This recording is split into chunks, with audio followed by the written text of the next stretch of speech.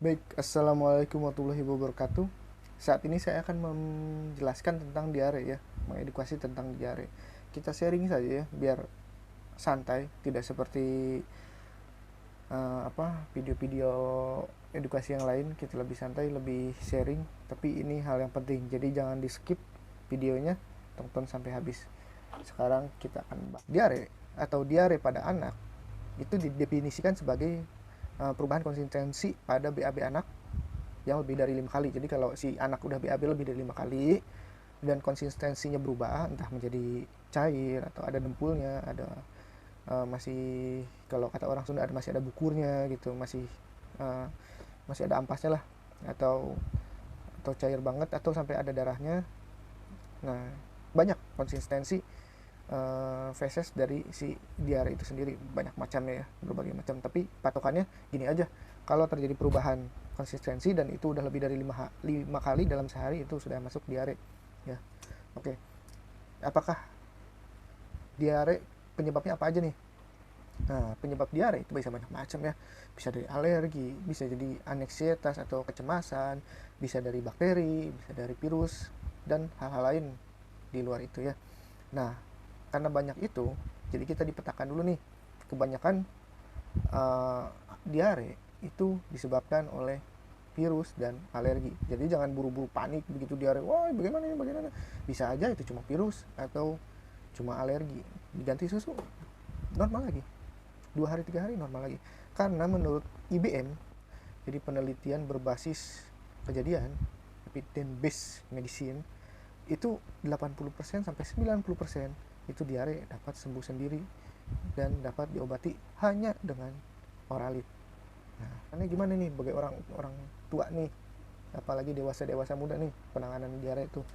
Nah, penanganan diare itu prinsipnya satu, yang keluar sama dengan yang masuk. Jadi seandainya si anaknya 5 kali 6 kali BAB cair, otomatis yang berkurang apa? Cairan tubuh. Jadi gimana cara mengganti cairan tubuh? Ya dengan minum. Nah, tinggal minumnya apa nih? Kalau masih bayi ya dia kasih ASI, oke. Dikasih oralit, oke. Dikasih ralutan gula garam, oke. Pokoknya yang penting minum aja ya, itu patokannya. Minumnya gimana? Menurut patokan itu kurang lebih tiap 5 menit dikasih 1-2 sendok teh eh, larutan gula garam, atau dikasih oralit. Atau kalau si anaknya udah agak besar, tiap BAB dikasih 1 sampai 2 gelas larutan oralit. Gampang kan? Ya, gampang kalau diomongkan. Tapi kadang-kadang yang terjadi adalah orang tua tidak mau repot, males repot ya. Jadi ketika si orang tuanya repot, nah ini ngambil jalan pintas, ya udah bawa aja ke rumah sakit, minta diinfus. Itu yang banyak kejadian. Nah, kita ngomongin infus, kapan si anak itu indikasi untuk dirawat? Diinfus kan dirawat ya. Kapan si anak itu diindikasikan untuk dirawat?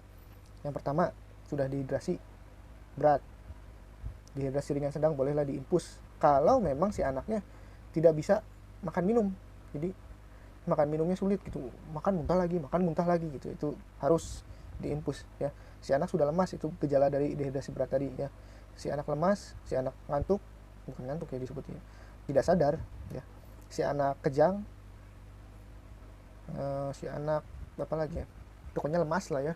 Nanti kelihatan sendiri lah, turgor kulitnya udah agak kering gitu, si anak tuh kelihatan lah dehidrasi. Si anaknya matanya cekung, punya cekung. Nah itu harus wajib di uh, ibaratnya diberikan infusan gitu, dikasih suplemen parenteral. Nanti dosisnya biar dokter yang mengatur lah ya, gimana caranya.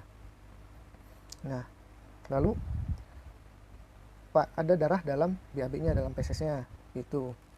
Karena bisa saja kalau sudah keluar darah dari fesesnya, penyebabnya bisa bakteri, dan kalau bakteri memerlukan antibiotik. Nah, nanti antibiotiknya biar dokter yang mengaturnya ya. Lalu apalagi, dan dirawat. Lalu yang terakhir itu tuh yang saya omongin ya, kalau si orang tuanya cemas berlebih. Kadang ada beberapa orang tua ya, bukan beberapa ya, banyak ya, banyak orang tua itu mengalami kecemasan yang berlebih.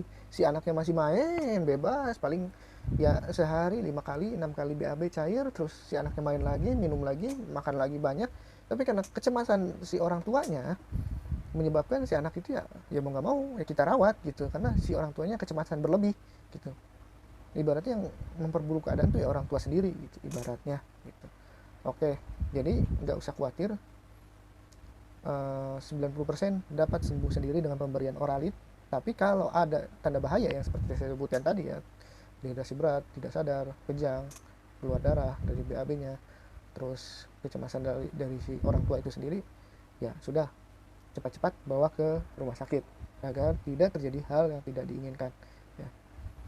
Nah, oke, sekian saja tips dari saya untuk menangani anak-anak diare. Jadi intinya jangan panik ya.